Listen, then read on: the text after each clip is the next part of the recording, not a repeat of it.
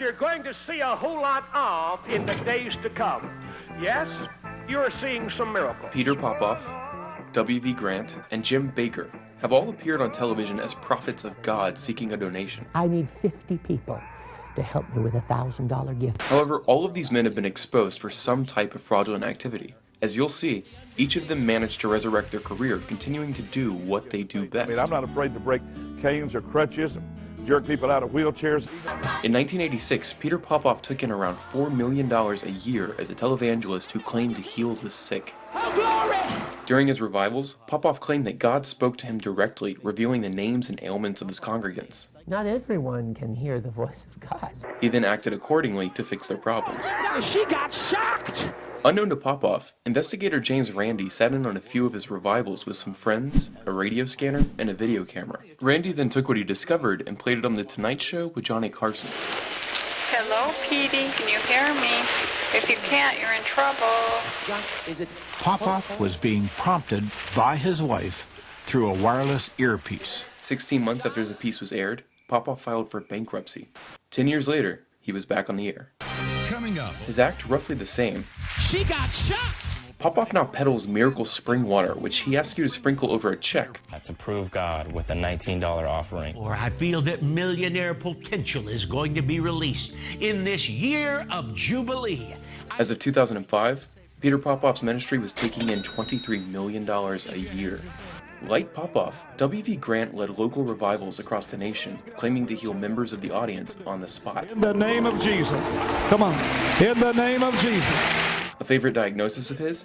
One leg shorter than the other. It's about 2 inches shorter than the leg on my side. Grant would bring the afflicted to the stage, seat them, then miraculously grow the leg 2 to 3 inches instantly. Thank you. Hallelujah. Mesmerized by what they'd seen, Grant would then beg his congregants to give whatever money they had. In 1996, Grant was found guilty of failing to report $375,000 in taxable income.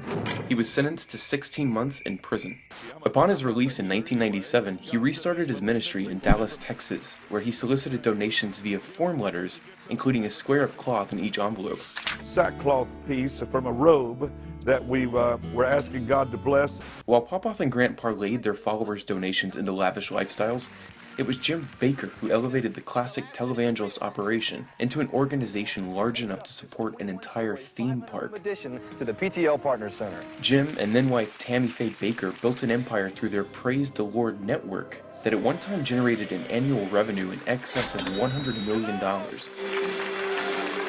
After church secretary Jessica Hahn came forward stating that Bakker had paid her $279,000 to stay quiet about an affair, he resigned. Soon afterward, the IRS launched an investigation and convicted Bakker on 24 counts of financial fraud, sentencing him to 45 years in prison. While incarcerated, Bakker's wife Tammy Faye filed for divorce. After 5 years, Jim Bakker was given a reduced sentence and a release from prison. He restarted his ministry and in 2003 began broadcasting The Jim Bakker Show. During every broadcast, an 800 number is provided at the bottom of the screen for you to make a donation. As of 2013, the IRS still had a lien against Jim Bakker. That's when the temple gets rebuilt. Unfortunately, these men do not feed exclusively on their followers' finances. Popoff and Grant regularly call on attendees to throw their canes and medications on stage, proving for everyone they've been healed by God. I tell you, that just burns the devil up! Sadly, the criticism extends beyond the self-appointed prophets to the people who willingly give over their time, money, and influence to these operations. We've seen 3 examples of men who've been openly caught defrauding their congregations, only to return again with the same act. Only these days, they now accept donations via PayPal as well.